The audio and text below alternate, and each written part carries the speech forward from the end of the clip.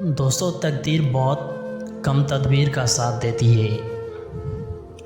مشکلات کا سامنا کرتے ہوئے ایک مضبوط حکمران انصاف کے لیے اپنے عزم پر ثابت قدم رہتا ہے۔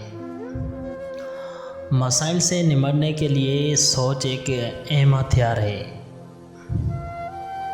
میں آپ کو اپنے اس حصے کے لیے پیار کرتا ہوں جسے آپ باہر لاتے ہیں۔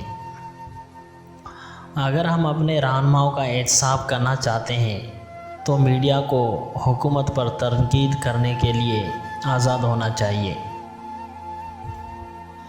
علم بغیر تصوف کے ایسے ہے جیسا کہ جسم بغیر جان ہے۔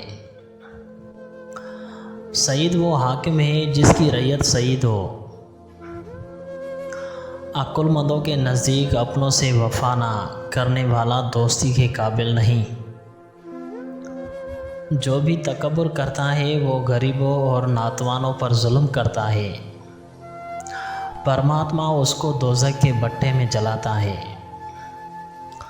ہمیں اپنے آپ میں اپنے آپ کو کھوجنے کی کوشش کرنی چاہیے۔